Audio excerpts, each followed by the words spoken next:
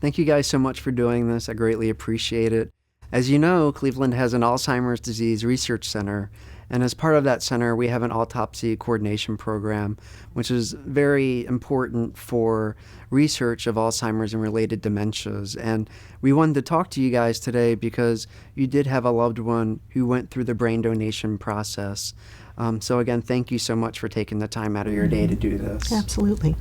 I was wondering if you could just tell us a little bit about your story of what led up to you having to even make the decision of doing brain donation.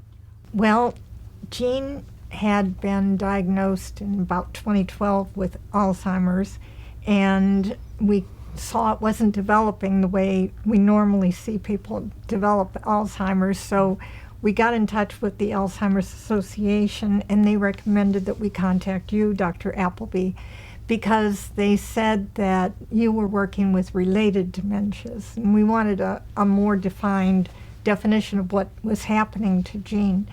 And he had always been a very generous person and had signed his donor ID card every single year in his license as we traveled from state to state.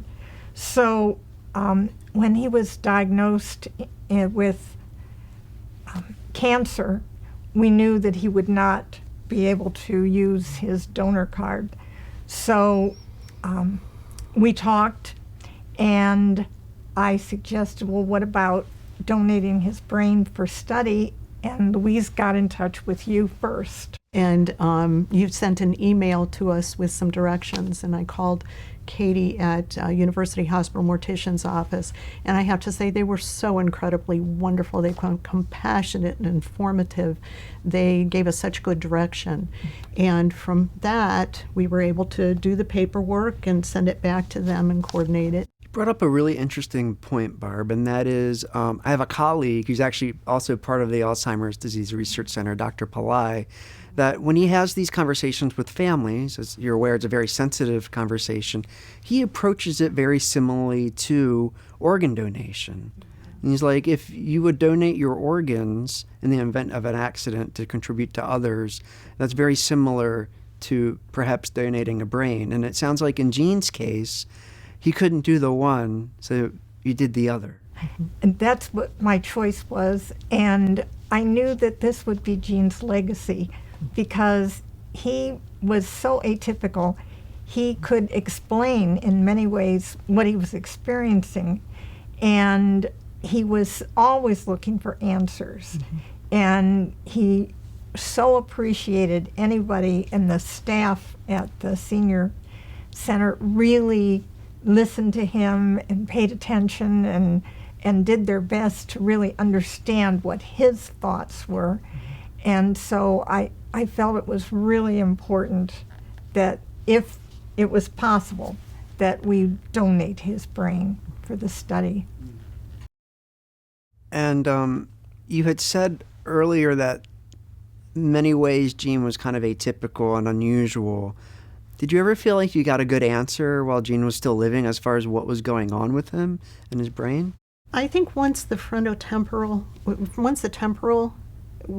dementia was diagnosed from the PET scan, I think that answered a lot more. It really put us at ease because the Alzheimer's wasn't ringing true. You know, one year you said, Barb said, I need to call 911. I hurt myself, and he brought a phone and a phone book.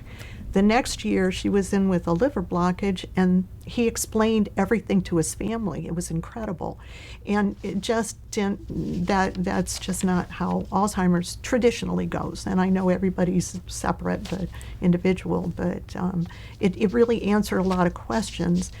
And so that's why the research is so important, for more people to understand the different types of dementia and be able to put families at ease with that, I think is so important. So when Jean was still living and you're thinking about the brain donation process, so you know that he couldn't donate his organs because of the cancer, and you were thinking about kind of donating his brain for research. Can you kind of take me through your thought process about that, things that you were thinking of and considering? There really was no question in my mind that this was something that Gene could do. It would be his contribution to the future, because he, being aware that things were happening and not quite understanding why, in many ways, it helped us to bring closure and to realize that this was a very valuable service that we were doing to the future. And hopefully through the research of everyone's brains, they can find answers to what's happening to people that this is developing. And again, the donation process wasn't what we would typically see in a coordinated center, but could you take me a little bit more through that process? Because obviously, your loved one has passed, you're grieving, and then you kind of have to do some things to get the process going. So can you tell me what that was like? Well, the best part was that they had sent us the paperwork, and so we had signed off on the paperwork and had everything ready to go. Getting things done early on Yes. is just really beneficial. Once you make that decision, is just really beneficial. And Barb had heard about it at one of the conferences for Alzheimer's. I can't remember who set them up. I think the Alzheimer's Association. And she had heard about the possibility of a brain autopsy, and then getting in touch with you, getting that information back in those contact people.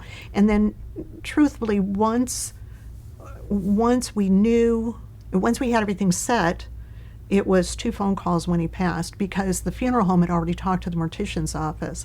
And so they had all their instructions right off the bat. They knew exactly what they needed to do and handled it for us. So, whereas having that coordination, that one person to call, that's wonderful. That's the best. So once the brain donation was completed, we met separately. We went over the results, which were a bit surprising. One thing about brain donation is important for research, but it's so important for clinical care, right? That's how we learn, especially with these types of illnesses where we don't have excellent diagnostic tests. And we got a little bit of a surprise with what his diagnosis wound up being an Alzheimer's-like disease that we actually don't know a whole lot about, but we're learning more and more. So tell me what that process was like, sitting down, learning about the diagnosis. We had gotten the paperwork, and it was so helpful for you to go over it because it was in medical vocabulary, which I wasn't as familiar with. And you explained things so well. It was really beneficial to us, and brought closure for us, and confirmed so much of what we had been seeing, that it was really beneficial. To find you was a real blessing, especially for Jean and for us. That just understanding that the frontotemporal, it was like explained a lot with Jean. And again, did it explain everything? No, but it certainly helped a lot. It certainly helped a lot. So you said the other reason for why you wanted to do a brain donation with Jean was to help research. So what was it like learning that actually Jean had something that, from the research point, was pretty misunderstood, it seemed like, and we had a lot to learn about it. How did that feel when you learned that piece of it? I felt Jean was really giving doctors of the future the opportunity to learn more about what was happening to people. And certainly isn't everybody, but it would help those who are in the same position. Is brain donation something that you would consider again in retrospect? Definitely. In a heartbeat. And for those that are watching us right now, what would you say to them if they're considering brain donation? I would say definitely consider it. The more the doctors have in research to be able to look to the future, the more they'll understand this and it will affect their clinical work too, because they'll appreciate more what's happening inside his brain. Great. Is there anything else you feel like people need to know about brain donation process that you would like to convey? I think this gives an opportunity for people to understand this is here, and realistically, it's one thing that's going to help the future. Well, thank you both so much, not only for Jean's legacy and giving to research and the brain donation process, but also, again, sharing a very personal moment to share with other people to help them through their times as well. So we greatly appreciate it. Well, we feel privileged to be asked, to be honest with you. Yes. Thank you.